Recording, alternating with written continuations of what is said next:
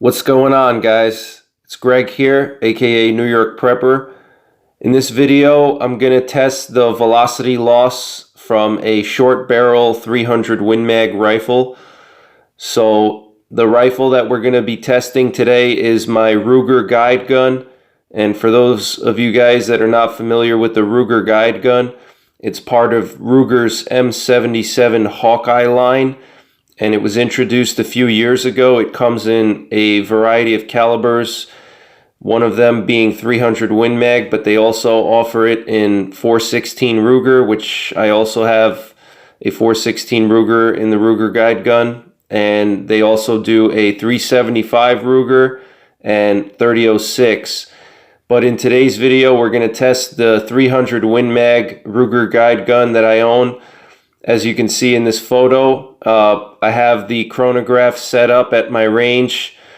The temperature during this test was 50 degrees, approximately 50 degrees Fahrenheit, and the elevation is around 600 feet above sea level. So the Ruger guide gun has a 20-inch barrel, and I want to see what kind of velocity loss I am experiencing with this 20-inch barrel. I know a lot of guys out there say that with a 20-inch 300 Win Mag, you might as well get yourself a 3006 because you're really losing a lot of velocity. And as you'll see in this test, you really don't lose that much velocity going with a shorter barrel on your 300 Win Mag. I've had some friends of mine claim that my 20-inch 300 Win Mag is no better than a 3006, and I'm just paying double the cost for ammo, and I'm getting a lot more recoil and flash and muzzle blast, and that's simply just not true. You know, there's a lot of internet rumors out there, and you have all these internet experts that hang out on message boards, and they say these things that are not based on any kind of fact. So I want to bust that myth today that a shorter barreled 300 Win Mag is no better than a 3006, and you'll see in this video that the velocity loss is really not that bad, and you gain so much by having that 20-inch barrel, you know, versus a 26-inch barrel. It makes it just that much easier to carry, especially if you're going to actually be hunting with your rifle. So in this video, we're going to use the Hornady Superformance 180 grain SST ammo. And that one travels at 3,130 feet per second from the factory. And the test barrel that Hornady uses to arrive at that velocity is a 24-inch test barrel. All right, so we're going to shoot some ammo over this chronograph here, and let's see what kind of velocity we get.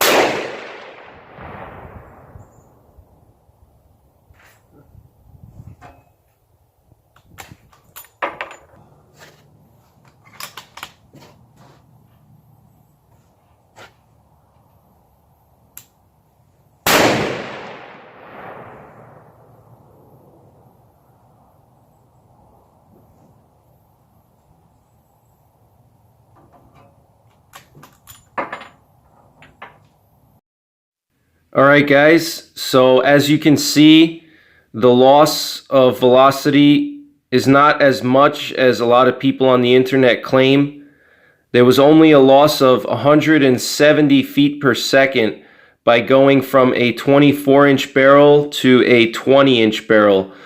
And the highest velocity that was recorded was 2,992 feet per second, and the lowest velocity was 2,934 feet per second. So there was a loss of between 150 to 200 feet per second with the Ruger guide gun, which to me is really not that bad considering the fact that you're increasing the portability of your rifle. You know, by having a 20-inch barrel, you can much more easily carry your rifle, especially in dense brush.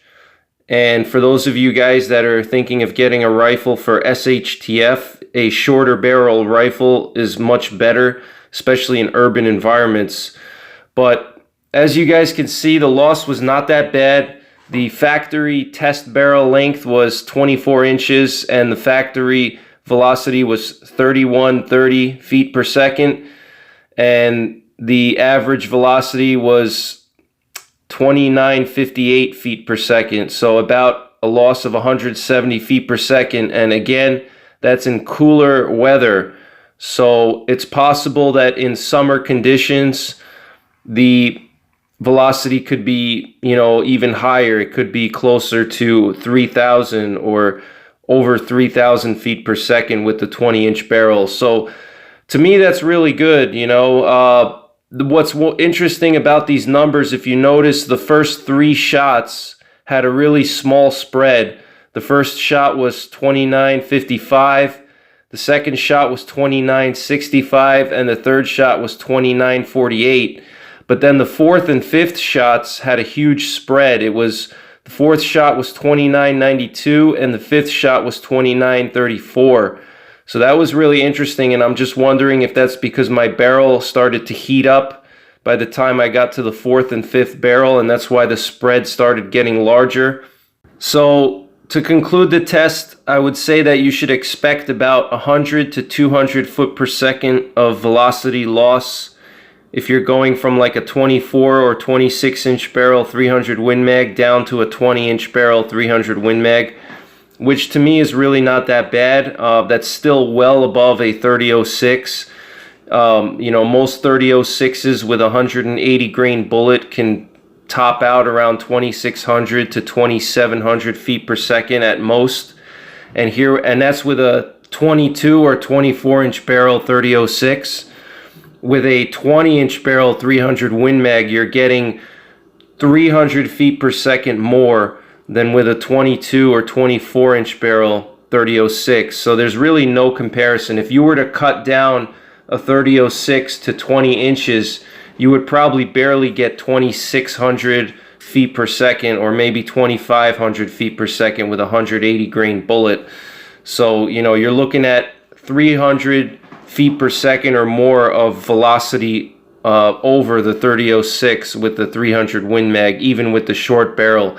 So whoever out there on the internet says that, you know, a short barrel 300 Win Mag is no better than a 30-06 and stuff like that is just total, you know, false information, because those people, they either don't have their facts right or they just have something against shorter barrels. And I would like to do some more factory load tests with my chronograph, but at the moment I have to get a new chronograph because I accidentally shot mine. It sounds pretty funny, but I'm not lying about that. I accidentally shot my chronograph the other day when I was chronographing some 500 Magnum loads. So I have to get a new chronograph. I'm going to see if maybe the warranty will cover that. So I'm going to do some more 300 Win Mag chronographing to see how this 20-inch barrel what kind of velocity it produces. But for now, this is the results with the Hornady 180 grain SST. And another thing I want to mention is the extreme spread was 58 feet per second and the standard deviation was 19 feet per second. And I don't know if it's a Hornady thing because I just tested some 44 Magnum Hornady ammo, and they also had a standard deviation of about 20 feet per second, an extreme spread of about 60 to 70 feet per second. So I don't know if it's a Hornady issue, if you know, they don't have good consistency in their ammo. You know, if it's a quality control thing. I have to test more Hornady ammo, but so far it's looking like Hornady produces some inconsistent ammo from what I've seen so far, but I'll have to do more testing to confirm that. Alright guys, so I hope you enjoyed this video. Thanks for watching. Take care. God bless. And don't forget the 3 P's. Prepare, practice, and persevere.